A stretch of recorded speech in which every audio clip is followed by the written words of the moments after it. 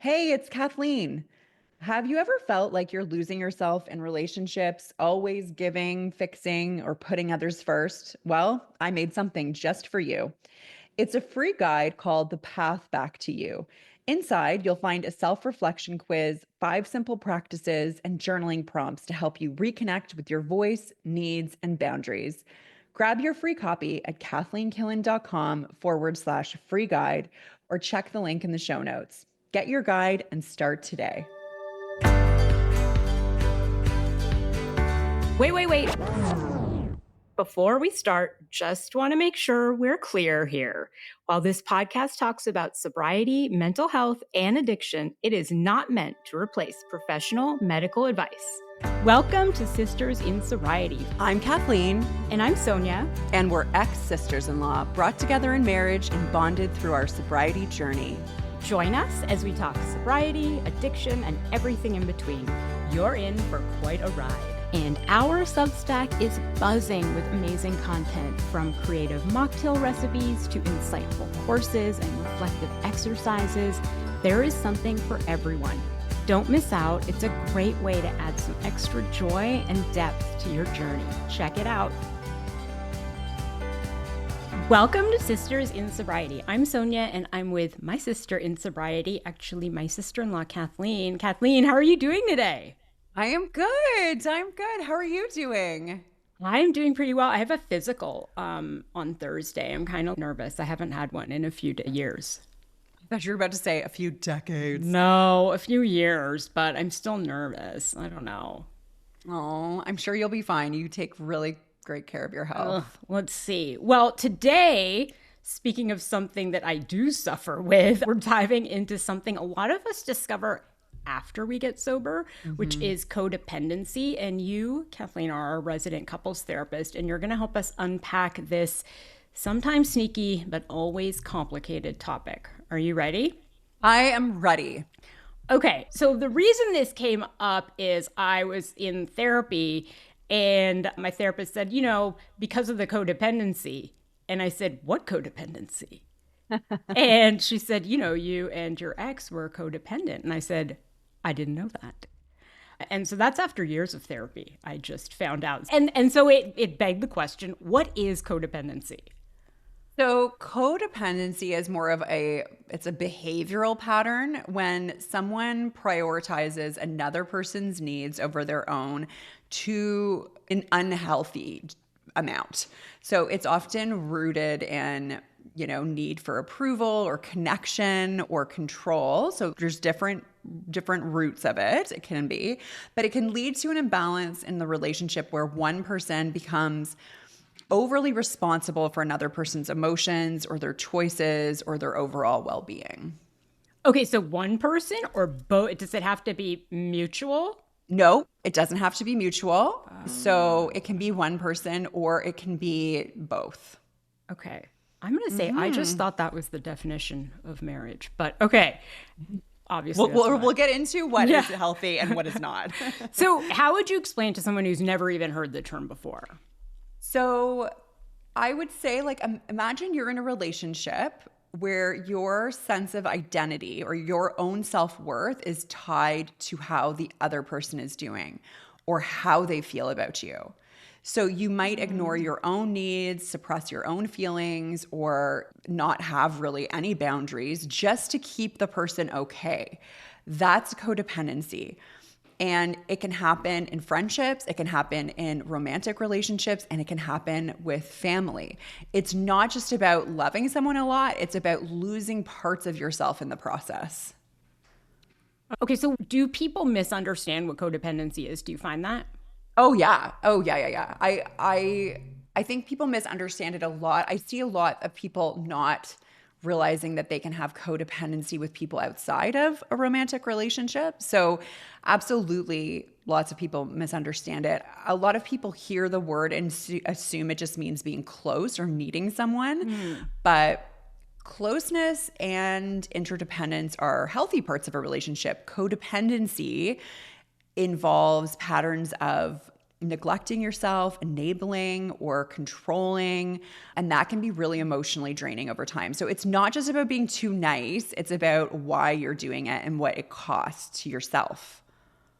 So let's get into the healthy. How is it different from being caring or supportive? I thought I was just being caring and, making my husband like all his meals and making sure he was okay throughout the day and checking in on him. So where does it go from caring and supportive to codependent? It's a good question.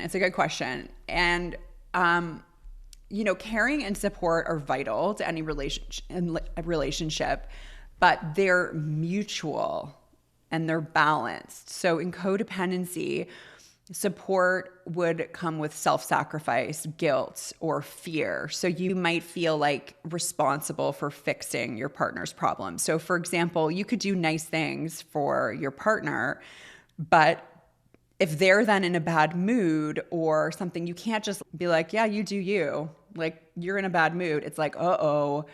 I start feeling like, oh no, how do I fix their bad mood? Or now, my mood's affected by their mood. So it's like your needs become secondary and sometimes even invisible. And so the difference is in what the emotional cost is and whether you're acting out of love or are you acting out of a fear of being rejected, abandoned, or feeling like you're not enough. Oh, shit. Okay. Yeah. I did not realize, because that is one thing I can resonate with is the bad mood thing. So my ex was, that fool was always, he was in a bad mood so often we called him the Kraken. Yes, like he had a Kraken mood.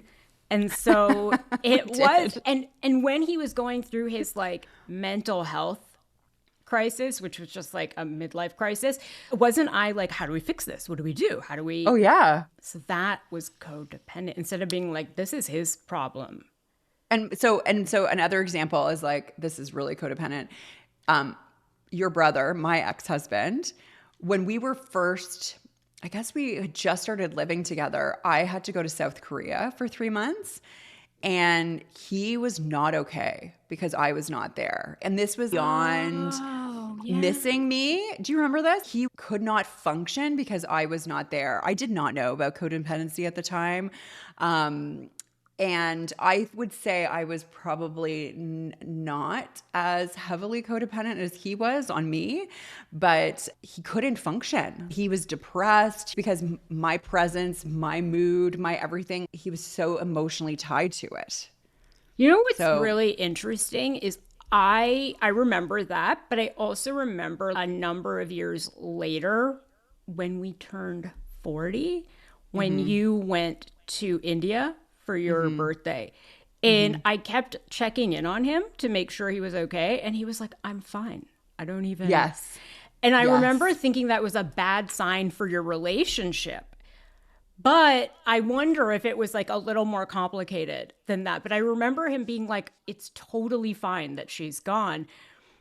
And so I remember thinking, oh, that's kind of weird. Like, that's not typical of him in a relationship, especially. Yeah, I thought he was going to be depressed. I thought he was going to be like freaking out, pulling his hair out. And when he said he was fine, I was like, oof, they're going to get divorced. But that's still not healthy. We did get divorced, but the one piece that is different than the first example I gave is we had a child and he transferred also some of his codependency to that child, which happens. See, I will get into like attachment probably, but like he like detaches. Like, so he is always codependent on somebody. So when he is not codependent on, like, if I can't see it, there's somebody out there he's codependent on. Right. I mean, we can't speak to it now. I mean, I'm assuming, but we don't know who he is now. But if we talk about who he was that when we knew him, yes. And so that's the thing. You can, like, parents can be codependent on children and children can be codependent on parents. And that's a tricky one because, children will rely on their parents to see, okay, like, am I okay? Am I safe? The problem becomes when and I'm sure some of the listeners can relate to this, is like, do you walk on eggshells to keep your parent happy? Do you have to adapt in some way when you're a child to make sure you're safe, right? And this is a good mechanism in a sense. It kept you safe when you were, and emotionally safe or physically safe when you were young. But what happens is when you grow up, and you still have to walk on eggshells around a parent, or you still do those same behaviors, not only now to your parent, but to other people in relationships, then it's a problem. Okay. Okay. I need points to look at, like green flags, red flags. What are some red flags to look for? So red flags are difficulty setting boundaries, feeling guilty when you do something for yourself, constantly putting other people's needs before your own. I see this a lot in my practice. You might also feel anxious or unsettled if the other person is upset, and even if it has nothing to do with you. And that's something I personally struggle with. I have a really hard time when my partner is upset or angry, even if it has nothing to do with me. But anger is a normal emotion, right? It's a normal emotion. Yeah. Another red flag is when your mood or self-worth depends entirely on how someone else feels about you. Yeah. Okay. That makes sense. I think, so what are some other examples, though, other than romantic relationships, like friendships and parenting, of codependency? I'm probably codependent on my dog. Maybe. I mean, I don't know. Actually, I've never really thought about that. But codependency might look like one person always rescuing the other or dropping everything when they call. So like if you have a friend that, you're constantly rescuing, constantly dropping everything, even if it disrupts your own life, like it could be a codependent relationship. We talked about romantic relationships, so it could also look like tolerating poor treatment because you're afraid of being alone. In parenting, a codependent parent might be overly involved in their child and overly involved in their child's decisions, not because of control, but because their own identity is wrapped up in being needed. So that I often see in my practice. So these patterns, they can come from a good place, like care, love, protectiveness, but then they go too far, right? And then they can quietly drain the people over time. Hey, it's Kathleen. Have you ever felt like you're losing yourself in relationships, always giving, fixing, or putting others first? Well, I made something just for you. It's a free guide called The Path Back to You. Inside, you'll find a self-reflection quiz, 5 simple practices, and journaling prompts to help you reconnect with your voice, needs, and boundaries. Grab your free copy at kathleenkillen.com/free guide or check the link in the show notes. Get your guide and start today.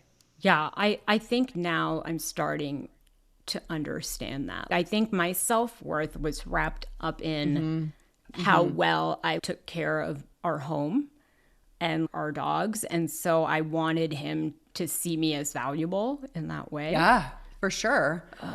For sure. And it wasn't, I think one of the points I made earlier on is it like mutual, and it wasn't in that case, right? Like he didn't care for you in that way. Yeah, but I would have defended it by saying, we've been together for 18 years. Like that's normal. You know what I mean? I would have not made an excuse, but I really would have thought that would be a sign of a good relationship almost, that you're willing to bend and take care of somebody. And I would have seen those as positives, and you're willing to change your life to make them happy. And that's just what you do. And so that's what I really thought marriage was.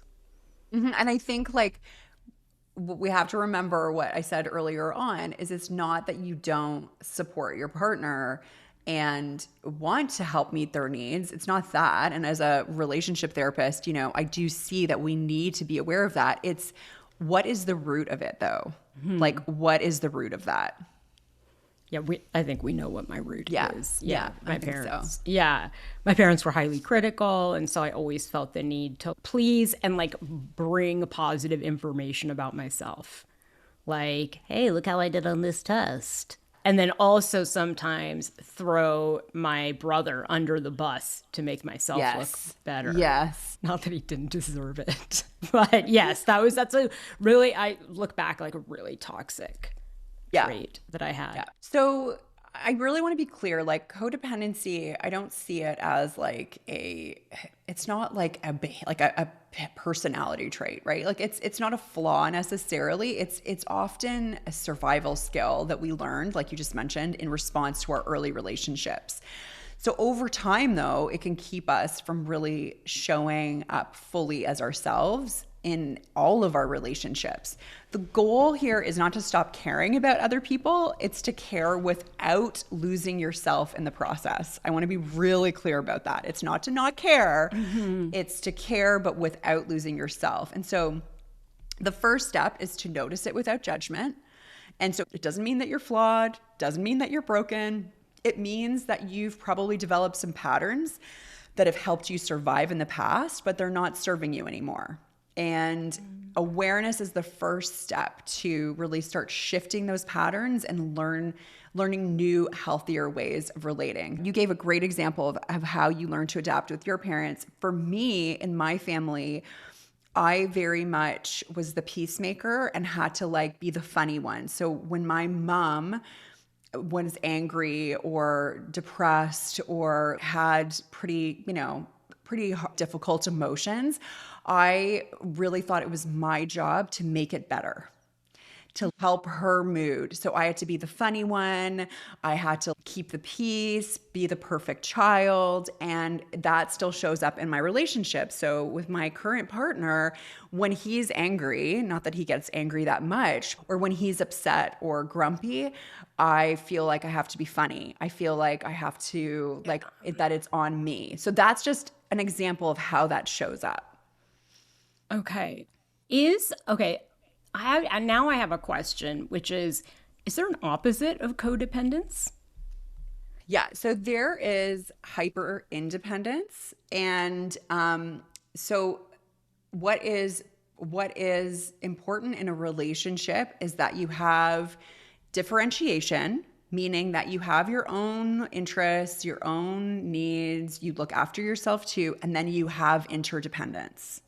So there needs to be a balance of that independence and the interdependence. And so you will also get, and I am one of those people that will swing on the extreme independence. Extreme. I won't ask for help. I will no, I'm just going to do it. You know this about me. I'll just be like, no, I'm fine. Everything's fine. And then you'll be like, why didn't you tell me your life was falling apart? Yeah. Like, why didn't you ask for help? So there is the codependence, and then there is also the opposite, which can be like extreme independence. So the opposite of codependence isn't detachment. It can look like that. It can look like that. It for sure can look like that. Because I would say that's a trait I have too. I can be very detached because I am so independent, and I'm working on it.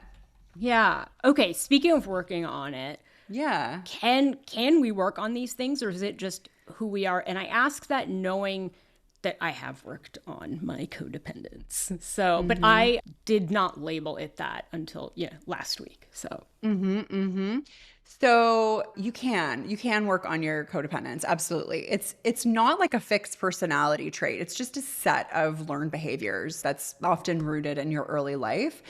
And just like anything learned, it can be unlearned with self-awareness, support, sometimes therapy. People can begin to build stronger boundaries. They can reconnect with their own needs and create more balanced, fulfilling relationships. And the really amazing part of it is you don't have to stop being a caring, generous, or emotionally available to people. It's just the way that you do it needs to include your needs as well. Okay, that makes sense to me. So let's shift to sobriety a little bit, because I know when I got sober, I started to notice how much my identity was wrapped up in other people and how they felt and what they needed. And so because I was starting to figure out my identity, it became clear to me how, because with my ex, we had the same job, right? We had the same everything. We were like the same person. And so when I got sober, all of a sudden it was like, I'm turning into this different person. And I could kind of feel us diverge a bit. And it didn't feel good, but it should have. So yeah, what is that connection between sobriety and codependency? Well, it comes up all the time. There's a huge connection. There's a huge connection between addiction and codependency. So recovery, obviously, if you are no longer using that substance, may shine light on the codependency. So recovery isn't, as we've talked about in previous episodes, it's not just about giving up the substance. It's about like peeling back the layers of why we reached for the thing in the first place. And for many people, codependent patterns are part of that. So it can be the need to please, avoid conflict, feel needed. And often those behaviors go hand in hand with addiction or with being in a relationship with someone who struggles with addiction. So I'll see that a lot as well in my practice. So even if one person is not using a substance, they may be in a codependent relationship with their partner who is. So there's often codependency in abuse in many different ways. And so why do these patterns seem to come up more clearly when someone quits drinking? Well, because the coping mechanism, let's just take alcohol, for example, isn't there to numb. It's not there to distract or soothe anymore. And so sobriety creates space for that clarity. People will begin to notice how much of their energy has gone into managing other people's emotions or keeping the peace or denying their own needs or pleasing other people. And so it really can become more visible once the fog lifts, which it sounds like that was the case for you. You just didn't have a label to put on it, but you saw it. Yeah. And it's just interesting because the term has come up so recently, but I think we've talked about it a lot, and we've talked about it a lot on the show, that it was a value shift and these things didn't align anymore. And it's interesting that you can also add, there was some codependency there. Yeah, for sure. So, okay, so now that we know that things change when you get sober, how does the relationship change? So now we have the information. How does the relationship change when someone gets sober and starts to see that codependency? Well, things can shift in a really big way. So all of a sudden, some people might start setting boundaries for the first time. They might start expressing their own needs or pulling back from those people-pleasing roles. And it can be incredibly empowering, but it can also shake up the status quo. So I look at families or relationships as a system. I'm more of a systems therapist. So when one piece changes in the system, all parts of the system are going to feel that. So relationships that were built around this imbalance or emotional caretaking can feel really unstable when one person stops playing the same role. Okay. That makes sense. I think that's how I felt. And so what does that instability create? Tension? What does it mean? Yeah, it can definitely create tension. So when someone in recovery begins to say no or speak honestly or stop rescuing others, and the people around me be like, what is going on? They might be confused, they might feel rejected, and in some cases angry. It's not because the changes are wrong. It's just because the changes are new and they're not used to it. Boundaries are healthy, but they can feel really threatening in relationships that were held together by these unspoken codependent contracts, basically. Okay, that makes sense. Okay, so then what does healthy interdependence look like? So healthy interdependence is really going to look like it's more mutual support without losing your sense of self.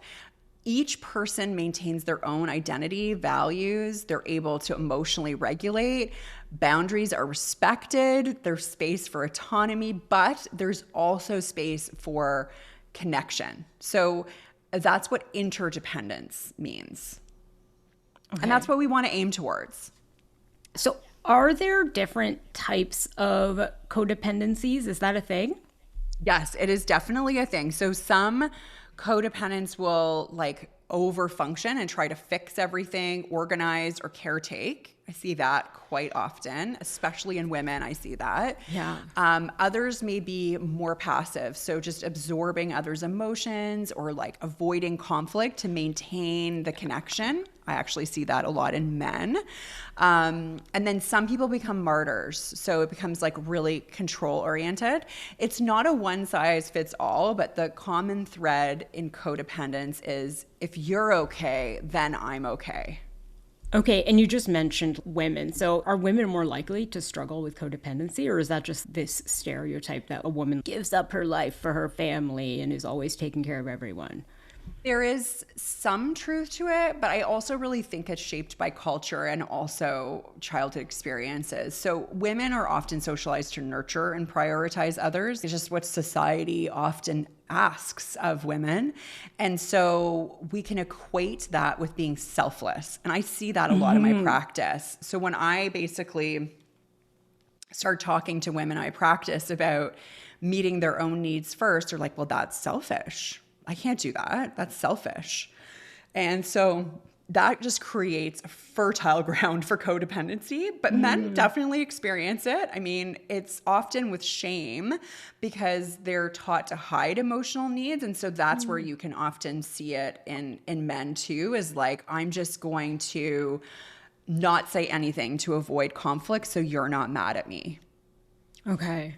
All right, let's get to something positive, which is Okay. healing from codependence. So, what do you do? Where do you even start if you realize you're codependent? And so, I mean, for example, for me, I realized, yeah, that my past relationship was unhealthy. And so I had to do a lot of work before being able to be in a healthy relationship. But where do you like even start?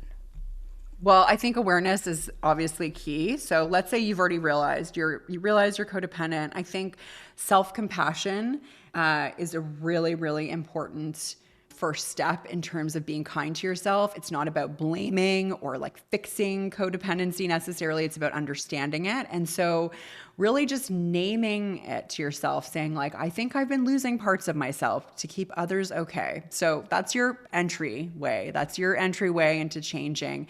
And then I think that journaling about your feelings, this is a big one without the need to censor it. Practice saying no, especially in small, low stakes situations. So to start, right? Start setting those boundaries, checking in daily with the question, what do I need today? So what do I need today? Reading books or listening to podcasts like this one on codependency. There's a couple of great books. There's an oldie but a goodie. There's two oldies but goodies. One that is quite popular, it's called Codependence No More by Melody Beattie. And she actually talks a lot about sobriety and addiction in this book. And then another one that I love is called Facing Codependence by Pia Melody. And again, it's an older book. I think Pia was a therapist at the Meadows a long time ago, but it's, again, really talks about addiction. So I definitely recommend those two books. And then learning to really pause before reacting, especially when you're in emotionally charged moments, that's huge. Okay, that makes sense. Okay, what does it mean to reconnect with your own needs and identity? And I know the way I realized I was doing that was my therapist was like, what do you like to do on a Friday night? After my divorce? And I was like, I have no idea what I like to do on a Friday night. It turns out I like to watch Bridgerton and make a vegetarian charcuterie board. But I didn't know. I was just so used to asking my husband what he wanted to eat, what movie he wanted to watch, what he felt like doing. So, what does it mean to reconnect with your own needs and identity, other than what do you feel like doing on a Friday night? Well, I do think it's about asking, sometimes even out loud, what do I want? And, exploring that. What do I want? What do I need? What do I feel? I think a lot of people don't even know how they feel. What lights me up it's really about the process of turning inwards after sometimes years or decades of focusing outward.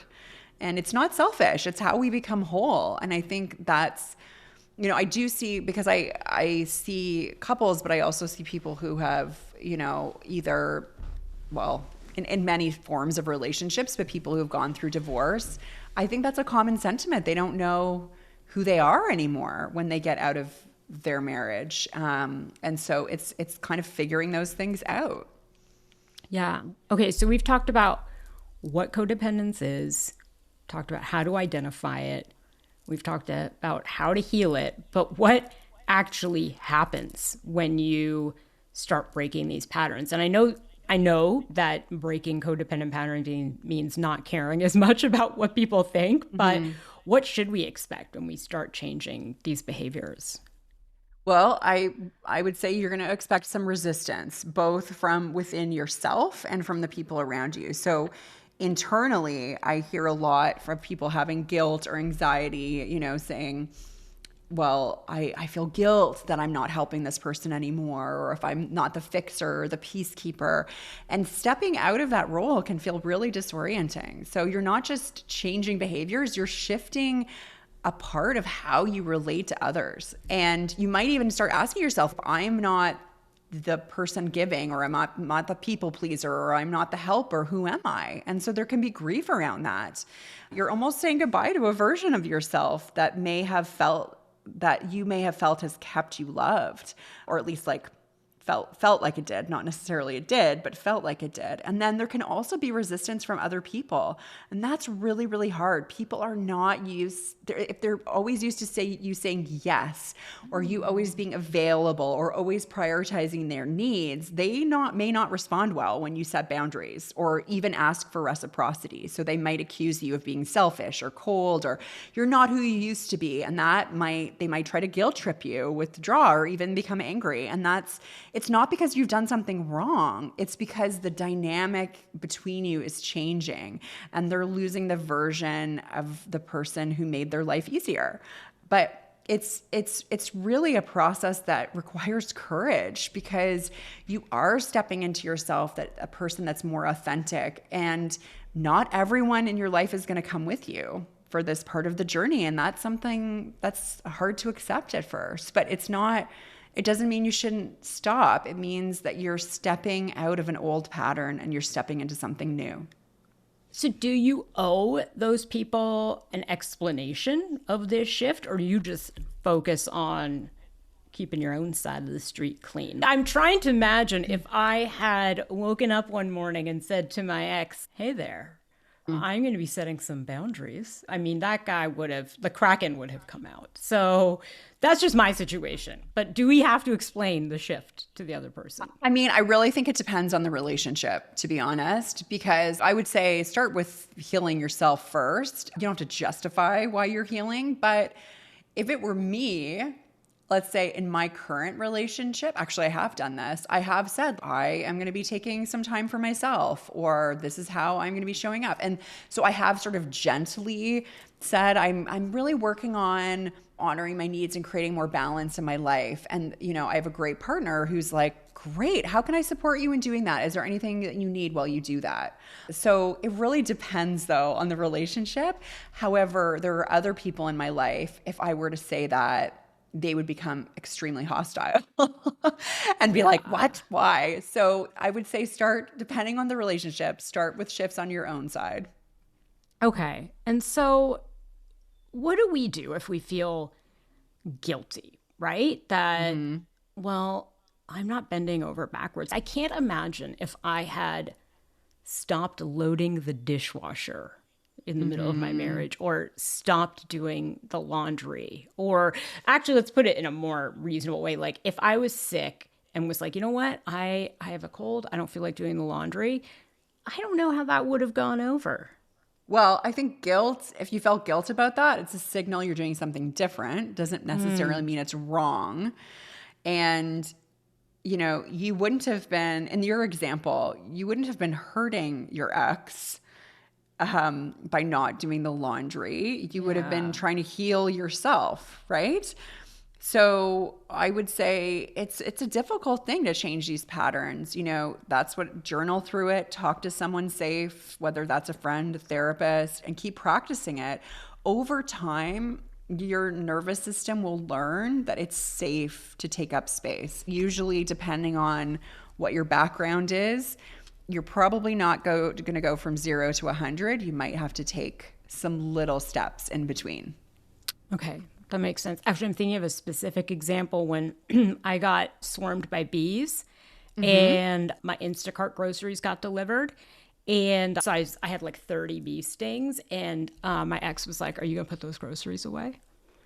And I did. And what I should have said is, go fuck yourself and put them away yourself. And I don't think that would have gone over that well. I mean, what you could have said, because I'm a couples therapist, is, honey, I don't really think I'm in a place right now to put them away. Would be really grateful if you could do that. Thanks. Instead of go fuck yourself. Oh, well, but yes, looking back, yes, I understand why that's the sentiment now. Yeah. Okay. This was amazing. If you listening are feeling a little exposed, so am I. But we know that this work is hard and it's such a big part of recovery. And we'll link to some of the resources in the show notes. Thank you so much for listening to Sisters in Sobriety. And if you want more of these deep dives, don't forget to subscribe, rate, and review. This was Sisters in Sobriety. Thank you for listening and being with us today. If you want to learn more about sobriety and meet your community, find us at sistersinsobriety.substack.com. Are you a sister in sobriety? Then reach out on social media. We'd love to hear from you. If you're feeling generous, leave us 5 stars and a review and follow us wherever you listen. You'll never miss an episode. Until next time.